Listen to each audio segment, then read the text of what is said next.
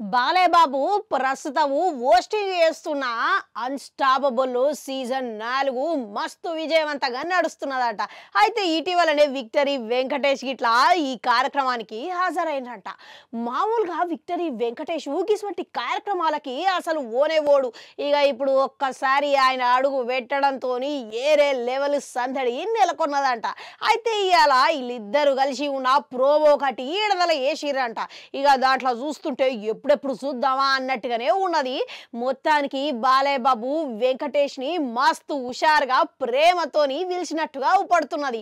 ఇక ఇద్దరు అలా మొదటి రోజుల గురించి మాట్లాడుకుంటా గుర్తు చేసుకున్నారన్నమాట.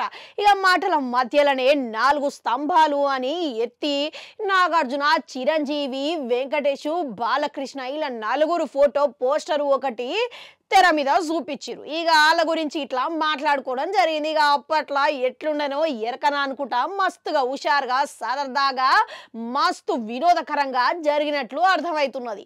అయితే మధ్యలోనే వెంకటేష్ వాళ్ళ అన్న సురేష్ బాబు ఇట్లా ఆశ్చర్యపరిచిండంట వచ్చి. ఇక దీనితో పాటు సురేష్ బాబు వెంకటేష్తో పాటు మొఘల్ రామానాయుడుని గుర్తు వేసుకొని జరంతా భావోద్వేగాలకి గురైనమాట. ఇక అంతేకాదు వెంకటేష్ ప్రస్తుతం సంక్రాంతికి వస్తున్నావు సైన్మా చేస్తున్నాడు. ఇక దానికి దర్శకత్వం వహించిన అనిల్ రావిపూడి ఇట్లా ఈ కార్యక్రమాన్ని పాల్గొన్నాడంట. ఇక ఆయన రావడంతో ఈ కార్యక్రమం జోషు మరింత పెరిగిందని చెప్పుకోవాలి. ఇక వీళ్ళిద్దరిని కలిసి ఒక్కసారి ఒక్క పోజు ఇయ్యరిస్తారు అని అడిగిండంట. ఇక ఇద్దరు కలిసి కాలు మీద కాలేసుకొని సోఫా మీద కూసుంటే ఏరే లెవెల్ ఉన్నది అన్నట్టుగా అన్నారంట. అంతేకాదు వెంకటేష్, బాలయ్య బాబు, అనిల్ రావిపూడి ముగ్గురు కలిసి జోష్ మీద పెళ్లికల వచ్చేసిందే బాలా అనుకుంటా పాటల మీద స్టెప్పులు ఇట్లా వేసి మరింత బలమైన హుషార్ని వంచిర్రంట.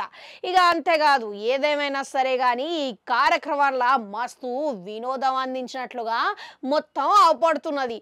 ఇక అంతేకాదు సురేష్ బాబుని వెంకటేష్కి కోపం వస్తే ఎట్లా ఉంటుందని బాలయ్య బాబు అడిగిండంట.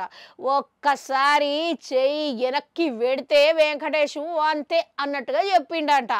మళ్ళా మొత్తానికి బాలయ్య బాబు హుషారుతోని ఏం మాత్రం తగ్గకుండా వెంకి హుషారు ఇట్లా కలిసేసరికి అభిమానులకు కన్నుల పండగట్టట్టుగా మస్తు మస్తీ అవపడుతున్నట్లుగా తెలుస్తూనే ఉన్నది. వెంకటేష్ని, బాలకృష్ణని ఇద్దరిని తెర మీద చూస్తే మీకేమనపడుతున్నది? అసలు మీకు ఎటువంటి అనుభవం కలుగుతున్నది? ఇక మీ అనుభూతి ఏందనేది కామెంట్లలో కామెంట్ పెట్టుర్రి. అట్లనే అడుగు గంట ఉంటుంది, అది కూడా నొక్కురి మళ్ళొస్తా.